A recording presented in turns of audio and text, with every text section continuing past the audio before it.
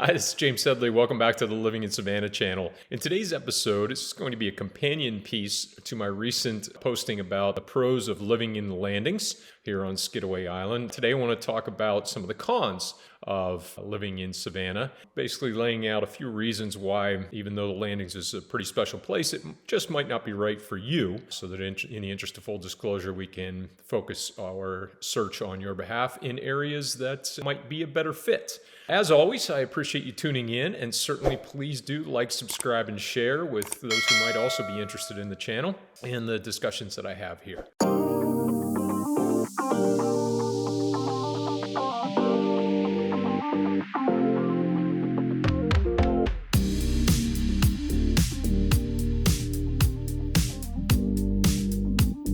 So, with that said, let's dive right in on those top reasons why the landings may not be a good fit for you.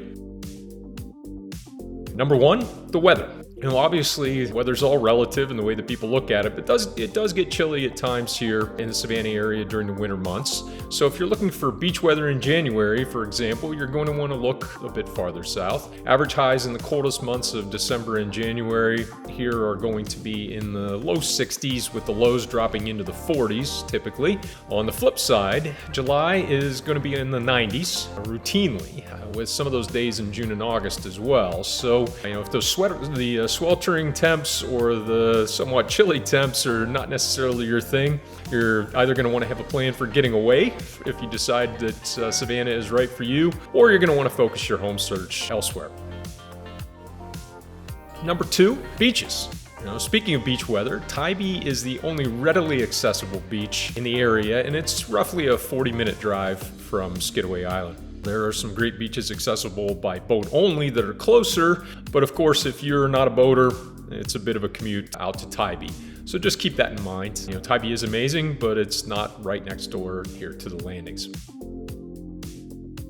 Number three, the bugs, the pests. So temperate climate, you're going to find these just about anywhere, but one of the most common adages that I've heard since moving out here to the landings is that if it weren't for the bugs, none of us could afford to live here. And there's probably some truth to that, as things have evolved out here over time. Central to this adage are the sand gnats, which are ubiquitous when the temperatures are in that amazing range between 60 and 80 that they are so much of the spring and fall out here. Deer flies, palmetto bugs, standard mosquitoes are also common sightings or feelings, as it were, but it's not like a plague of locusts, thankfully.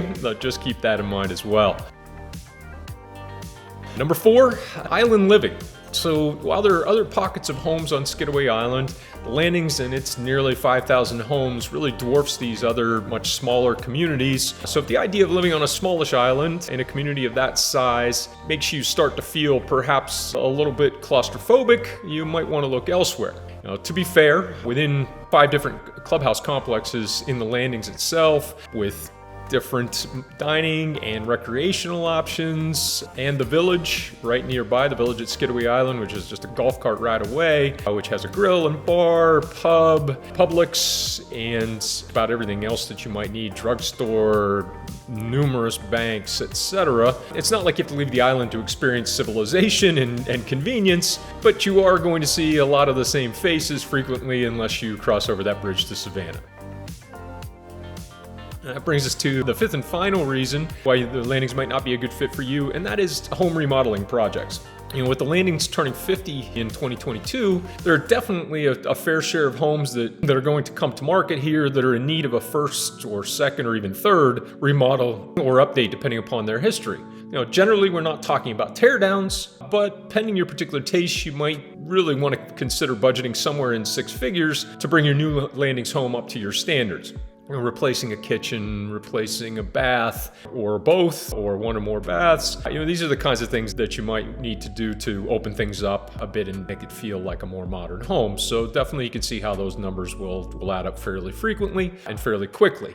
That certainly won't be the case for every home, but just be prepared to see a range of homes when you start digging in on the process of identifying your next home in the landings, and know that you're going to have homes of different vintages, let's say. And of course, I can help you to evaluate the relative values and help you with that process of weighing one place over another, of course, pending what you may need to do to one versus another. And so in closing, as you've heard, the landings probably isn't for everyone, and any list like this is of course going to be somewhat subjective. It's not fully comprehensive, etc. But that said, if you think you can live with these types of cons in light of the pros of living here, it would be my pleasure to get started on your search. So please reach out to me anytime directly. I'd be happy to help you with your search here or elsewhere. Thanks again for tuning in, for liking, subscribing, and sharing, and I will look forward to seeing you in the next episode. Thanks so much.